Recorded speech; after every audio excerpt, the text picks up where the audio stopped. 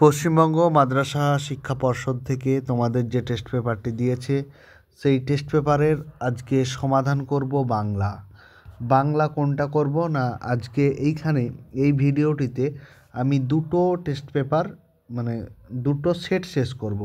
একটা হচ্ছে সেট 6 আর একটি হচ্ছে সেট 7। ঠিক আছে, এই দুটো সমাধান আজকে আমি করব।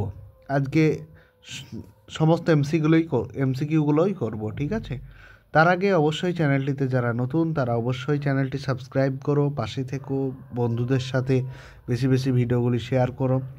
এর আগে তোমাদেরকে দেখিয়েছি এবং ভিডিওগুলি অবশ্যই দিয়েছি। ঠিক আছে, তোমরা ওখানে চ্যানেলে যাবে, চ্যানেলে যাওয়ার পর প্লেলিস্টে যাবে, প্লেলিস্টে যেখানে পরপর সাজানো রয়েছে। ঠিক আছে, তাহলে চলো আজকে আমরা সেট নাম্বার 6 দেখি। আর তার আগে কি বলেছি আমি, পৃষ্ঠা নাম্বারটাও দেখে নেবে। সেট নাম্বার 6 এবং পৃষ্ঠা বা পেজ নাম্বার হচ্ছে 13। ঠিক আছে, এই দুটো জিনিস দেখে নাও। প্রথম প্রশ্ন হচ্ছে, এটা কি কাণ্ড করলেন হরিদা? একথা কে বলেছেন? একথা বলেছেন অনাদি। দ্বিতীয় নম্বর প্রশ্ন হচ্ছে, অপূর্বর কাছে অনেক বেশি আপনজন কে? সেটা হচ্ছে রাজ বিপ্লবী। তারপর অমৃত ও ইসাব দুজনের বাবা পেশা কী ছিল? দুজনের বাবার পেশা ছিল চাষবাস। দেখো, প্রশ্নে দু একটা ভুল হয়ে যায় আর কি। ঠিক আছে, সেটা অনিচ্ছাকৃত ভুল হলে অবশ্যই কমেন্ট বক্সে জানিও। ঠিক আছে, অনেকজন জানাচ্ছ, বেশ ভালো লাগছে, তোমরা জানিও। ভুল হলে আমরা ভুলটা অবশ্যই সংশোধন করে নেব। 4 নম্বর, সিন্ধু তীরে কাব্যাংশটি কোন কাব্যগ্রন্থ থেকে গৃহীত? সেটা হচ্ছে তোমার পদ্মাবতী কাব্যগ্রন্থ থেকে গৃহীত। 5 নম্বর, বাঁধলে তোমাকে বনস্পতির নিবিড় কোথায়? না সেটি হয়ে যাবে তোমার পাহাড়াই, অপশন খ। পরবর্তী দেখো 6 নম্বর, আমাদের ডান পাশে কি আছে? না আমাদের ডান পাশে রয়েছে ধ্বংস।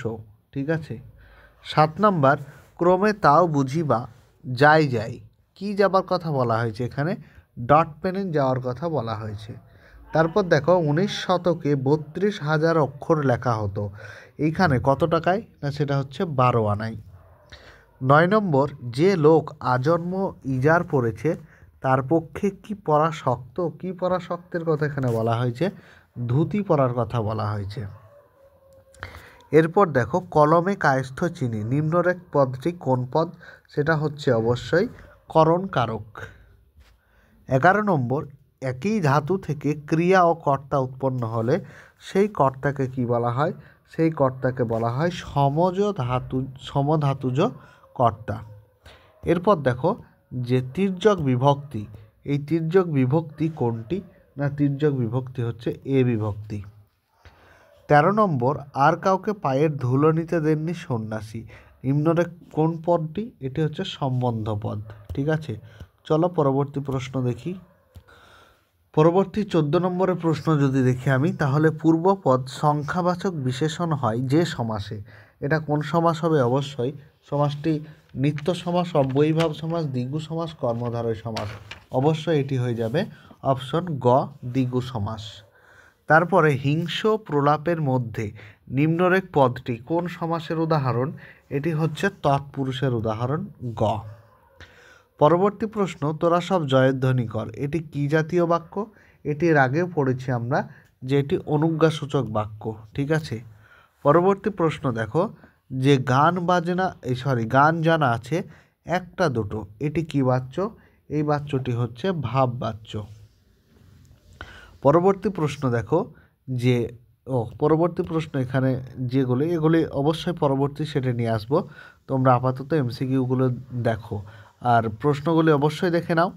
এর পরবর্তীতে চলো পরবর্তী 7 নম্বর সেটটা আমরা দেখি। চলো 7 নম্বর সেটটি নিয়ে এসেছি। তাহলে সেট নাম্বার 7 আবার একবার বলে দিই, সেট নাম্বার 7 এবং পেজ নাম্বার কত? পেজ নাম্বার হচ্ছে 15। এটি মিলিয়ে নাও তোমরা। ঠিক আছে, আর স্কুলের নামটাও মিলিয়ে নিও যে চারলাবান গোলা হাই মাদ্রাসা। ঠিক আছে, চলো প্রথম প্রশ্ন হচ্ছে, কাকাবাবু এই লোকটিকে আপনি কোনো কথা জিজ্ঞেস না করেই ছেড়ে দিন। অপূর্বর কাকাবাবুকে? অবশ্যই এখানে নিমাইবাবু, অপশন গ। ও আমাকে শিখিয়েছে খাঁটি জিনিস কাকে বলে? উক্তিটির বক্তাকে? উক্তিটির বক্তা হচ্ছে পাঠান। পরবর্তী চলো 3 নম্বর প্রশ্ন। জগদীশবাবু বিরাগীকে প্রণামী দিতে চেয়েছিলেন। কত টাকা প্রণামী দিতে চেয়েছিলেন? 1000 টাকা, 500 টাকা, না 101 টাকা, না 100 টাকা? এখানে অবশ্যই 101 টাকা। বৃষ্টিতে ধুয়ে দিল। বৃষ্টিতে কি ধুয়ে দিল? যেটি ধুয়ে দিল সেটি হচ্ছে পায়ের দাগ। বিস্মিত হইল বালা। বালা শব্দের অর্থ কি? বালা শব্দের অর্থ হলো কন্যা। অপশন গ। নখ যাদের তীক্ষ্ণ তোমার, এখানে কি চেয়ে? নখ যাদের তীক্ষ্ণ তোমার সেটি হচ্ছে নেকড়ের চেয়ে, মানে কাদের চেয়ে আর কি, নেকড়ের চেয়ে। পরবর্তী প্রশ্ন, ফাউন্টেন পেনের বাংলা নাম ঝর্ণা কলম। এই নামটি কে দেন? এই নামটি দিয়েছিল রবীন্দ্রনাথ ঠাকুর। লেখার পাত বলতে শৈশবে আমাদের ছিল কি? না শৈশবে আমাদের ছিল যেটি হচ্ছে সেটি কলা পাতা। অপশন খ। পরবর্তী প্রশ্ন দেখো 9 নম্বর, যে বাংলা ভাষার বিজ্ঞান প্রবন্ধে লেখক যে বাংলা জ্যামিতি বইয়ের লেখকের নাম উল্লেখ করেছিলেন সেই লোকটিকে, সেই লোকটি হচ্ছে ব্রহ্মমোহন মল্লিক। 10 নম্বর, ক্রিয়াপদের সঙ্গে নামপদের সম্পর্ককে কি বলে?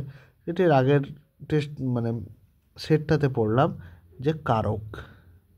এরপর দেখো, বুড়ো মানুষের কথাটা শোনো। রেখাঙ্কিত পদটির বিভক্তি কি?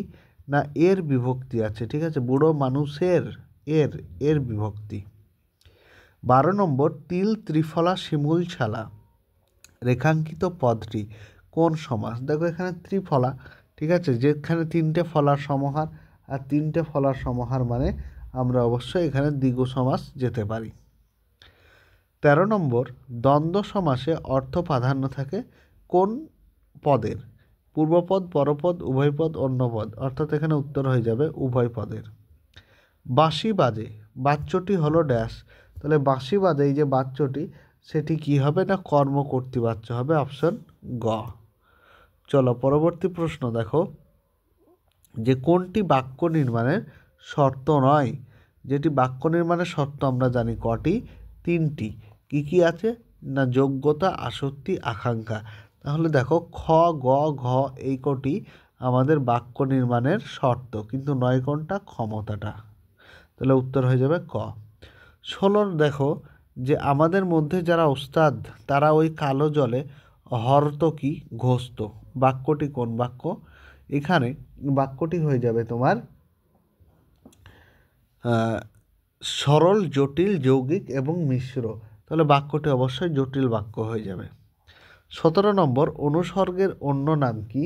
অনুসর্গের অন্য নাম হচ্ছে তির্যক বিভক্তি, পরসর্গ, অপভ্রংশ, না উৎপেক্ষা।